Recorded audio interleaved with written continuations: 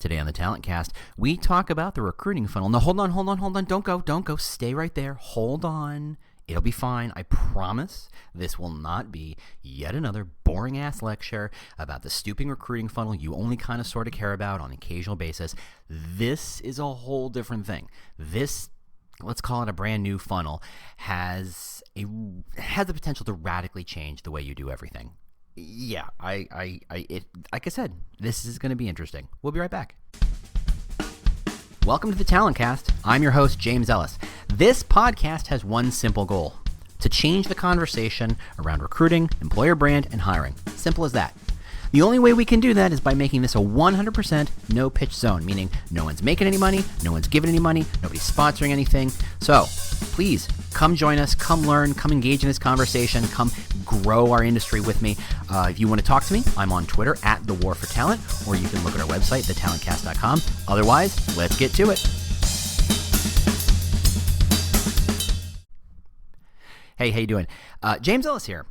I cannot tell you how thrilled I am for this episode. I've been waiting for this one for a couple of weeks now. You're going to see it. I don't know how long this is going to go. I don't know how deep I'm going to get into this, but I think this is a very interesting subject and a very interesting idea. Housekeeping, obviously I'm going to be at ERE next month, and I'm going to be at RecruitCon the month after that. Show notes will give you links and all that good stuff. I absolutely have to thank Audra Knight and Lindsay Parks, who were the first people to see this thing and kind of say, yeah, this is a thing, to tell me I'm not crazy or any more crazy than you already think I am. So thanks to them, absolutely. Okay, here's the deal. The future of recruiting isn't actually that far off. It's actually today. I know we talk about bots and AI, and it's all magic stuff that one day we're going to get to it. I'm not worried about that. I'm worried about changing the way we think about recruiting, because frankly, all the ways we do recruiting are broken. It's completely broken. I mean, all the work that you are doing is there to patch up a broken system, is to kind of put your finger in the dike, so to speak, of holding back how broken the system is. As much as we pretend our lives are completely different as they were 10 or 20 or 30 years ago, let's be honest, you are still posting pretty mediocre-ass job descriptions to job boards and hoping to God someone clicks on them, right? You're hoping to God that crappy job description will be enough to get people to apply. Isn't that like 60, 70, 80% of your job? Isn't that really how most of your applicants are coming? Whether they're good applicants or bad applicants, that's the basics of how you're doing recruiting. Are you still sourcing like 100 or 200 or more people just to make one hire? Are you spending 99% of your time generating applications that you literally throw out the window? Are you in the recruiting business? Or are you in some sort of application and resume storage business? I mean, go ahead, invest in AI. Go ahead and buy a bot, and to which I will say, hey, Ian Hamilton, want to talk to you about bots more one day, very soon, because it's cool, but not what we're talking about today. Get a shiny new social tool. That's fantastic. Go invest in a brand new ATS, not an old model, but a new one. CRMs are great, all that stuff. Fantastic stuff, but all they're doing is helping you add applications to the pile of applications you already have. Okay? Just do the math. Look at how many applications you generate and collect for every hire. And what do you do with those applications when you're done?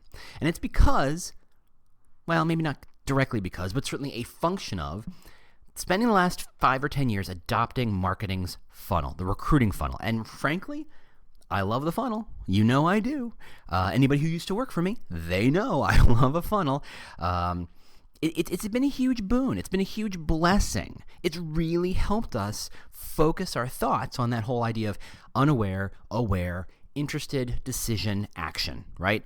That model, whether it's true of Cheerios and cars and homes, is also true of looking for a job and applying for a job. And using that model has been super helpful. Now, obviously, there's some differences, some quibbles in the recruiting game. Like I said before, if you are there to sell ice cream cones and you sell 1 million ice cream cones, you're getting a raise. If you're there to sell a job and you get 1 million applications, you're getting fired. Just that simple. It's a quality over quantity game overall. And there are distinctions and nuances that they're all throughout that we could talk about later. But in the end, that funnel helps us understand what we're doing. The problem really is that funnel is literally 100% transactional. Simple as that. And anybody who's seen me speak lately or talk to me lately knows that I'm all about how do we move out of the transactional space into something more, let's call it relationship driven, right? The funnel distills your job into that of a cowboy or cowgirl who herds cows from one pen to another. You get 1,000 cows into the interested pen, and you move 200 of them into the applied pen, and move 20 of them to the phone screen pen. And when you move 3 of them into the interview pen, and you sing rawhide, whoosh, get going, you doggies, whoosh, and this is where I don't sing. That's your job. You're a cowboy or cowgirl moving people from one to the other. It's about how many moves can you make? How do you take 1,000 interested people into 200 resumes and applications, into 20 phone screens or whatever your magic number is, into 3 interviews or 5 interviews in some cases, just so you can pick one person. Your job is to push people from one pen to the other. Having fun yet? Is that what you thought your job was? Because it's what your job is. And that's the funnel's fault. The funnel has focused all of our attention and energy and metrics into a process of getting people aware, getting those people aware people interested, getting interested people applying, applying people into the phone screen, getting phone screen people to go to the interview, getting interview people to accept a job. That sucks. I mean, that's what we would do, right? Isn't that really your life right now? Isn't that every recruiter you've ever met, that's their life? Whether they're sourcers or recruiters or talent coordinators or whatever you want to call yourselves, their job is to move cattle from one pen to the next. That sucks. 5 or 10 years ago, the funnel was fantastic. It really helped us understand how all of our tools and tactics impacted people at different stages, right? There's a piece of content that would have been great at generating awareness. You can't reuse it at the validation stage or the interview stage. It doesn't do or hold the same value. And having that funnel lets us kind of think through those problems in a much more effective way. Before the funnel, if we said we just need content, you and I would have had broad conversations about how cool content is, but we would not have been able to be very specific about what piece of content you need at any given stage. We just would have painted with this broad content brush that, not that effective. The funnel was helpful. It helped us. What it did, it put us on the same page so we could share a perspective so that we could talk about those tools and tactics the same way. So we weren't talking past each other. Super helpful in that regard. Because when you're bringing an agency in, or you're hiring a new person, or you're talking about employer brand, or talking to leadership, you need to have everybody kind of talking on the same page. And leveraging a marketing tool like a funnel, super effective way to do it. It gets everybody there.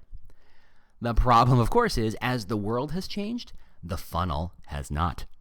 And that's wrong. The funnel can change, and the funnel has changed. The trick is, if there is a trick, is to take a couple of steps back and say, if I relabeled the recruiting funnel and I called it, let's say, the talent funnel, how would it be different?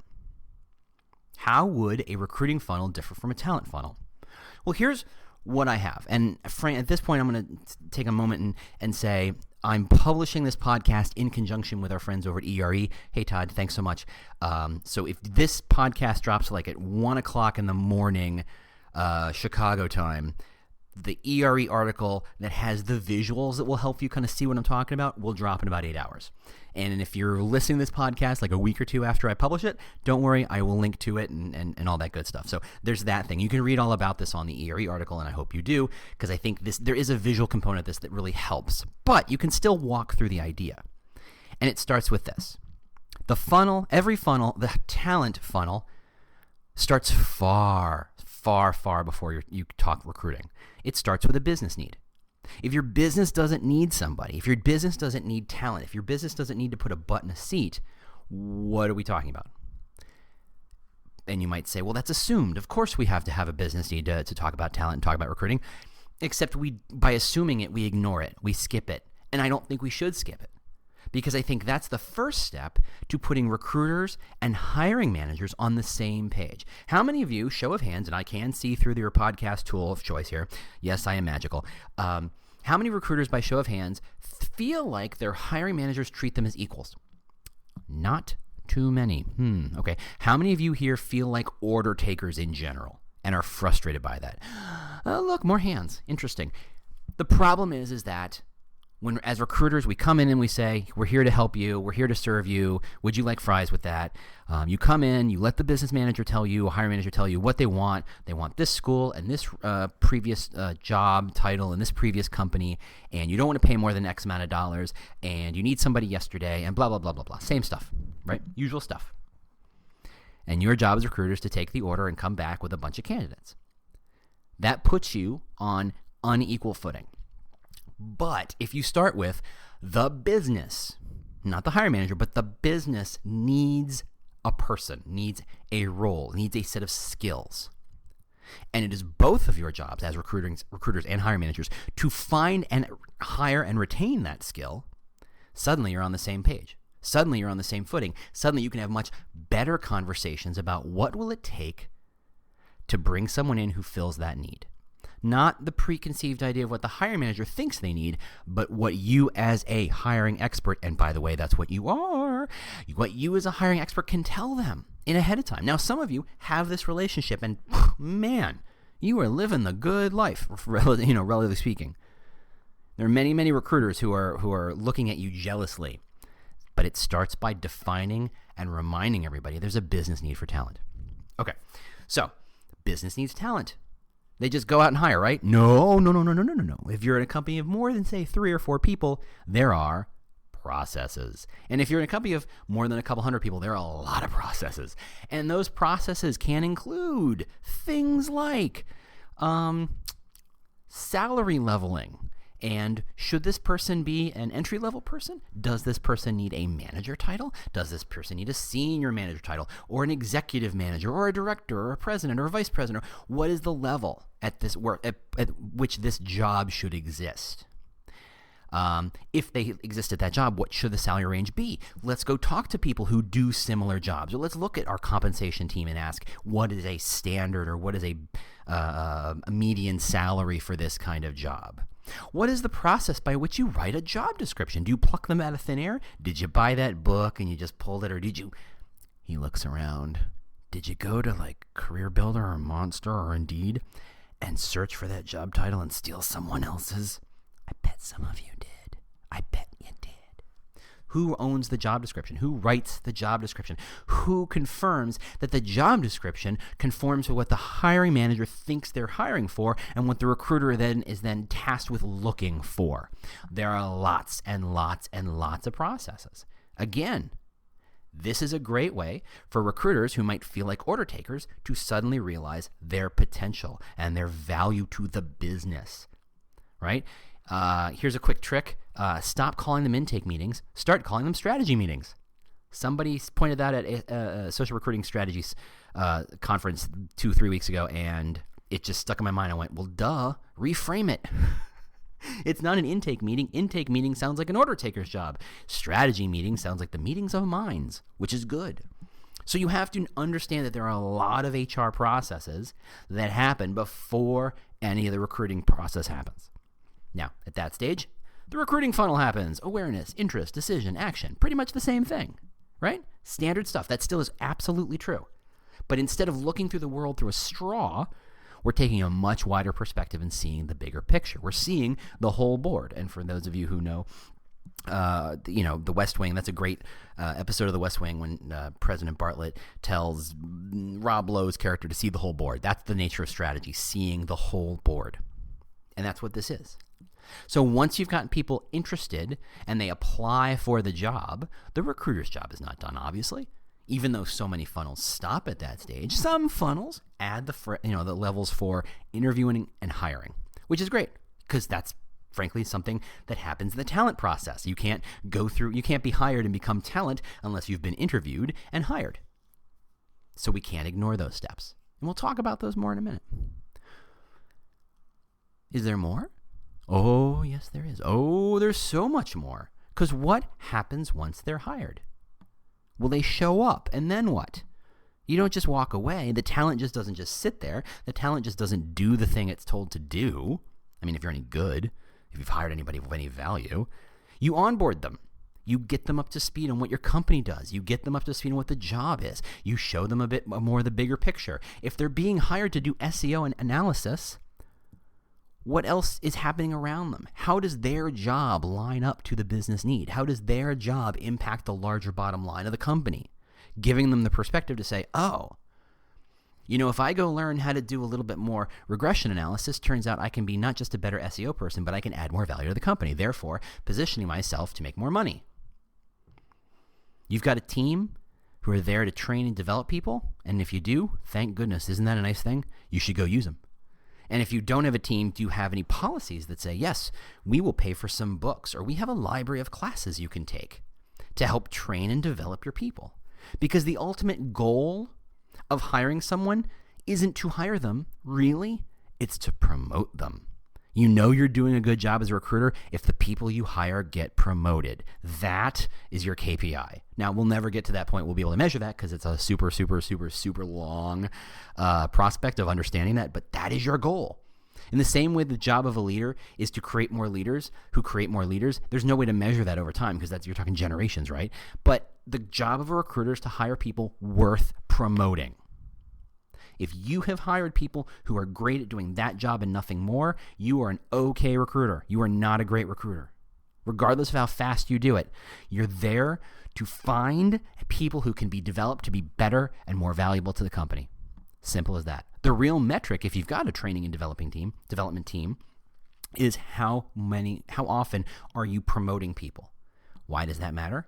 Well, if you're looking to hire another manager of SEO, I'm back to this SEO, I don't know why, but if you're looking to hire a manager of SEO, if you went outside your company and hired them, would you pay more or less than if you promoted someone from within?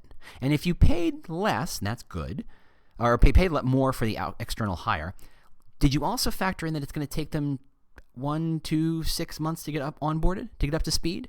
That you're spending all that money on someone who's not actually driving value yet? Whereas if you hired someone from within, that timeline is much, much shorter. What's more valuable to you? The truth is the talent model that we're talking about here also needs to include internal mobility. Because if you're hiring from within more often, that means you don't have to go spending a whole stack of cash on, say, executive search companies. You can bring people from within, and most of your recruiters can focus on building the bottom of that tree, building the base of that tree. Great entry level and near entry level people that can get promoted and trained and developed and grow up within the company. That's a far more effective job than having to source everything from scratch. Okay, so you're developing these people. They feel connected to your brand. So we got a couple of steps here. I'm not done. This is a different thing, trust me. You're developing them, you're training them, you're promoting them. Everything is great. What should you ask for then? Referrals. Oh, for the love of all that is recruiting holy. Referrals. If you've hired a smart person and you're promoting them and that's how good they are, guess what? Every people they know are also that good. Do you hang out? Are you stupid and hang out with other stupid people? If you were stupid, you might hang out with other stupid people. If you're not stupid, you probably don't hang out with stupid people. You probably hang out with people who are good like you. People tend to like. Simple as that. Baseline idea. This is how people work. So if you have someone who's fantastic, leverage their networks. Ask them to ask people. And frankly, if you're promoting them, do you think they have a positive or negative outlook on your brand? Do you think they're leaving good or bad Glassdoor scores? If you are training them and helping them see a bigger future, #see podcast 2 weeks ago, if you're training them and growing them and helping them see a future that they would not have been able to see without you, guess what? Positive connection to the brand, positive employee experience, positive reviews on Glassdoor, they are going to connect you with people who are fantastic. When they are out in the world at conferences or parties or social media, will they say nice things about you and be an advocate for you? Hey, guess what? That's the next step, advocating for you.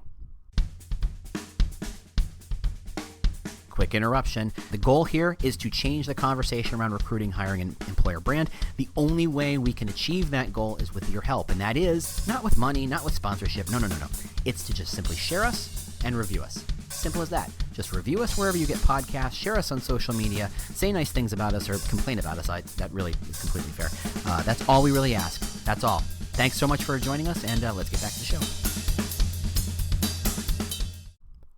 The talent funnel is far bigger than a recruiting funnel. The fact that they're leaving or referring people and advocating on your behalf helps your recruiting funnel, the recruiting section of your funnel. which, by the way, is what it all is connected. But you have to see it, because if you don't see it, you can't actually invest in it. If you don't see the value of referrals and see how it connects to the larger talent funnel, you can't ask HR leadership. You can't ask your executive team to invest in a referral project, because it sounds expensive to give $100, $500, $1,000, $10,000 to referrals for people who, to internal staff who made references or referrals. So reference and referrals.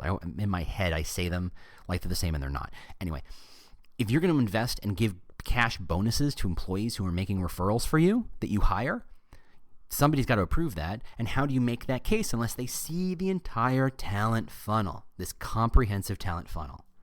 Okay, not quite done. Because here's the tricky part.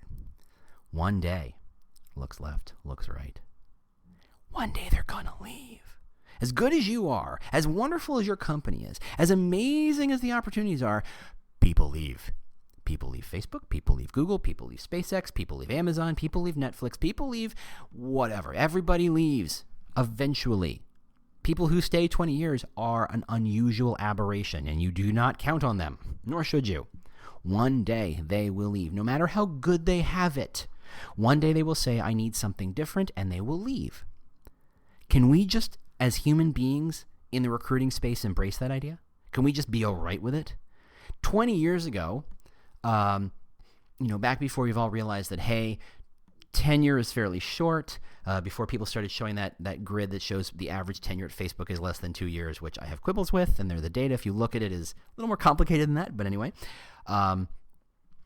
People don't stay forever, nor should they. The days of lifelong employment are long gone. Even my father, who is now in his deep 60s, he barely remembers those days. That's a long time ago. And yet we still have this lingering carryover feeling that, oh, you're leaving? You're dead to me. You jerk. You betrayer. You North American-focused Benedict Arnold. I'm sure there's similar, analogs in your country. I don't know what they are.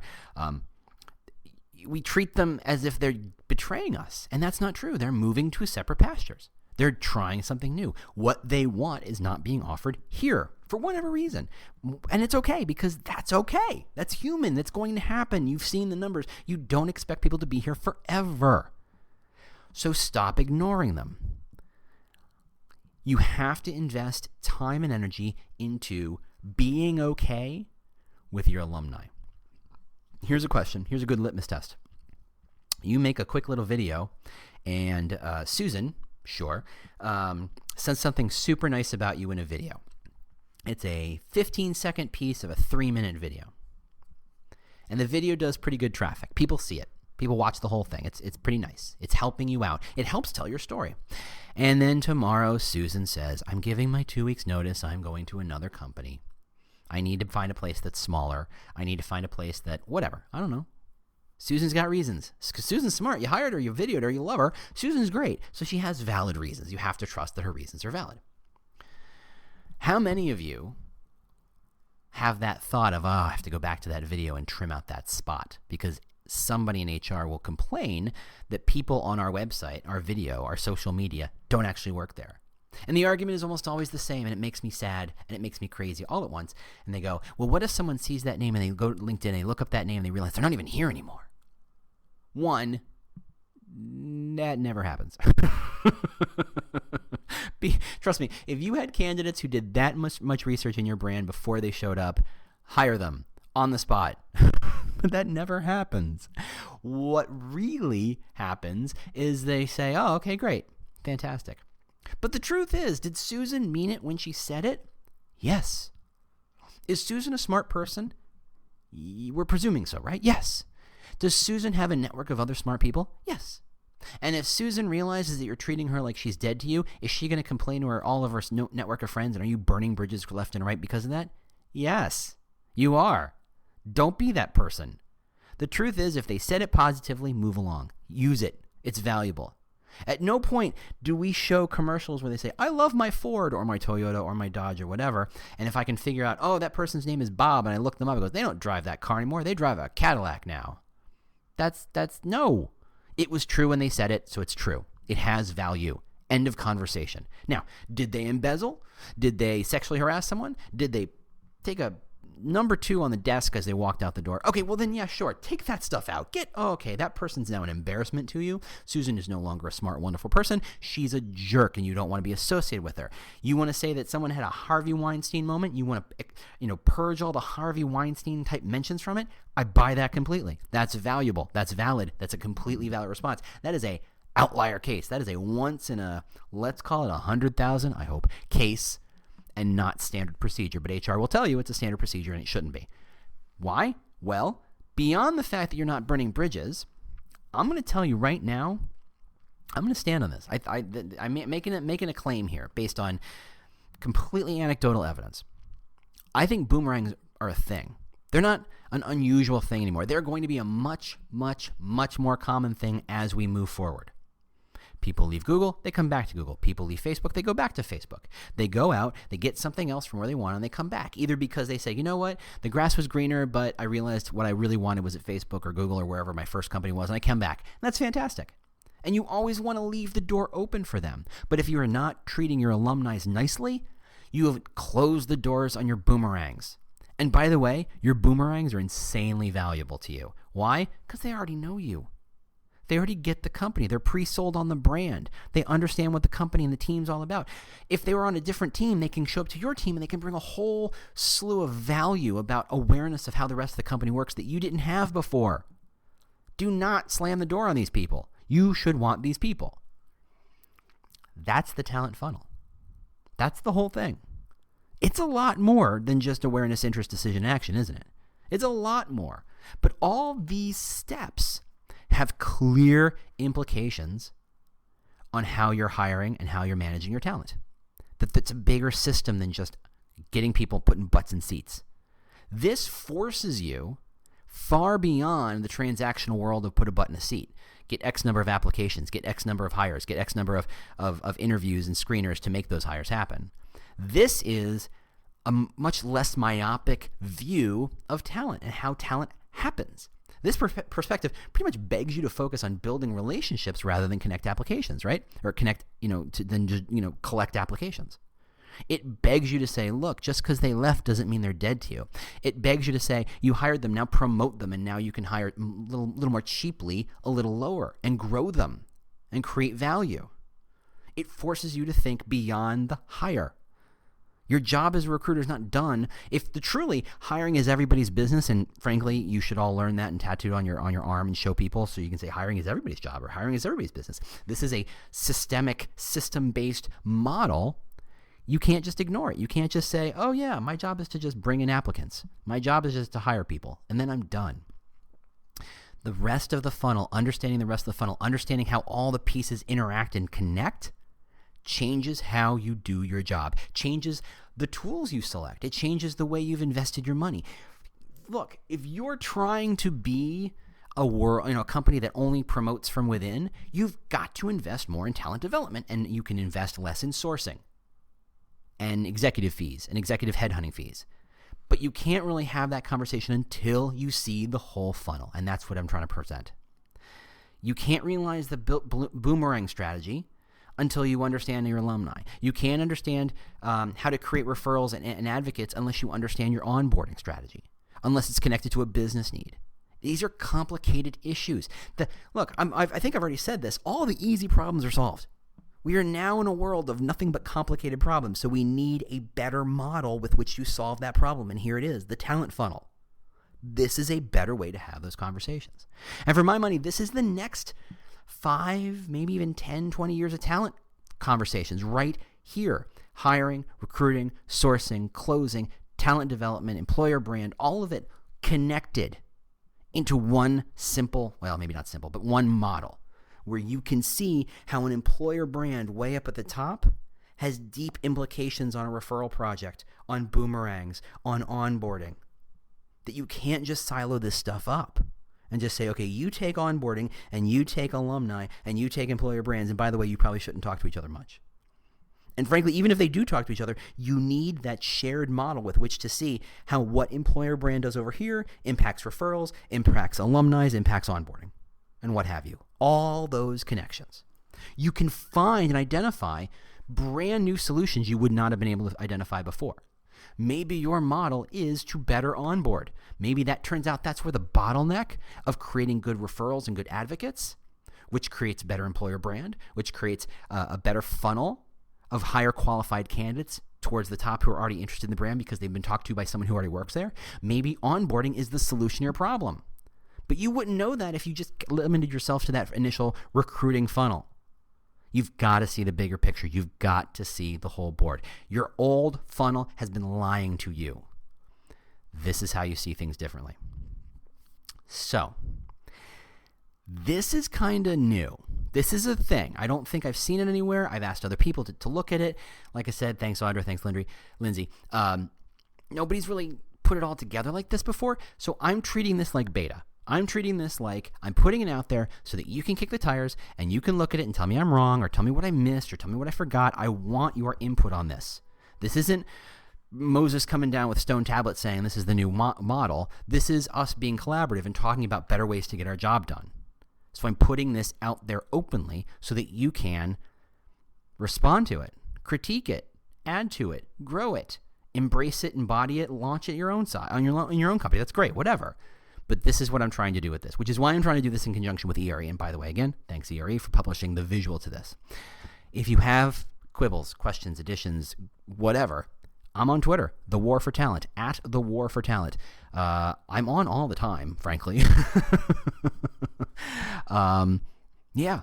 Tell me what you think. Tell me what you see. Tell me what your questions, your issues, what's not clear, what you think is broken. Let's kick the tires on this thing together. I want this to be an idea that has real legs for everybody.